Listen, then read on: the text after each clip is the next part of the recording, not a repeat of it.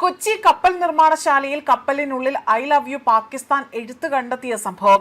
രാജ്യദ്രോഹ കുറ്റം ചുമത്തി എറണാകുളം ടൗൺ സൗത്ത് പോലീസ് ഇപ്പോൾ കേസെടുത്തു എന്ന വാർത്തയാണ് പുറത്തുവരുന്നത്. 200ഓളം തൊഴിലാളികളെ ചോദ്യം ചെയ്തു.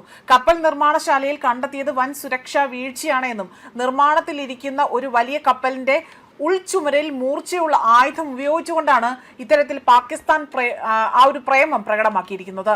UK ആസ്ഥാനമായുള്ള നോർത്ത് സ്റ്റാർ ഷിപ്പിംഗ് കമ്പനിക്ക് വേണ്ടി നിർമ്മിക്കുന്ന കൊമേഴ്ഷ്യൽ സർവീസ് ഓപ്പറേഷൻ ആ ഒരു വാസലിലാണ് ഈ ഒരു എഴുത്ത് കണ്ടെത്തിയിരിക്കുന്നത്.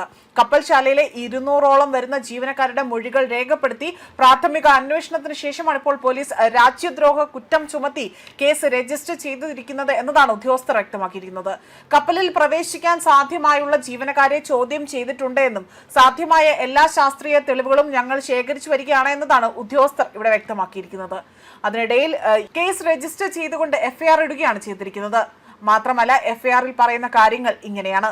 ഷിപ്പ്യാർഡ് മാനേജ്മെന്റിന്റെയും അതേപോലെ CISF-ന്റെയും ആ ഒരു പരാതിയെ തുടർന്ന് Ernakulam south police FIR register ചെയ്തു. ഇന്ത്യയുടെ പരമാധികാരത്തിനും ഐക്യത്തിനും അവിടെ ഭംഗം വരുത്തുന്ന രീതിയിലുള്ള പ്രവർത്തനങ്ങൾക്കെതിരെ അവിടെ ഉപയോഗിക്കുന്ന ഭാരതീയ ന്യായ സംഹിതയിലെ സെക്ഷൻ 152 പ്രകാരമാണ് നിലവിൽ കേസ് രജിസ്റ്റർ ചെയ്തിട്ടുള്ളത്. അറ്റകുറ്റപ്പണികൾക്കായി എത്തിച്ച കപ്പലിൽ ഐ ലവ് യു പാകിസ്ഥാൻ എന്ന എഴുത്ത് കണ്ടെത്തിയത് ഏറെ ഗൗരവമേറിയ വിഷയമാണ് എന്നതും നിയമ വിദഗ്ധർ ചൂണ്ടിക്കാണിക്കുന്നുണ്ട്. ഈ സംഭവം രാജ്യത്തിന്റെ സുരക്ഷയും പരമാധികാരത്തെയും തകർത്തു എന്നതാണ് പോലീസ് പറയുന്നത്. കേസിൽ FIR രജിസ്റ്റർ ചെയ്തുകൊണ്ട് പോലീസ് ഗുരുതര കുറ്റങ്ങളാണ് ചുമത്തിയിരിക്കുന്നത്.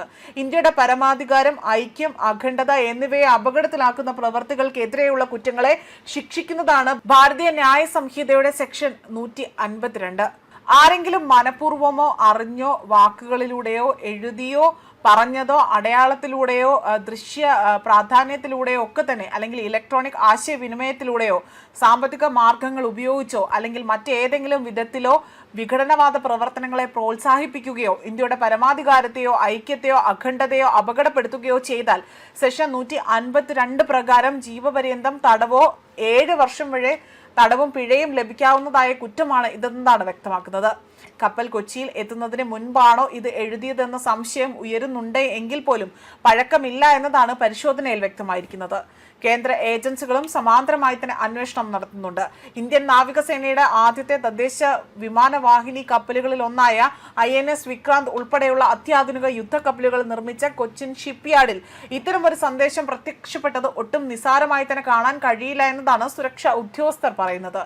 രാജ്യത്തിനകത്തു നിന്നുള്ള ആരുടെയെങ്കിലും ഒത്താശ ഇതിന് പിന്നിലുണ്ടോ എന്നതാണ് ഇപ്പോൾ പോലീസ് അന്വേഷണം നടത്തി വരുന്നത്.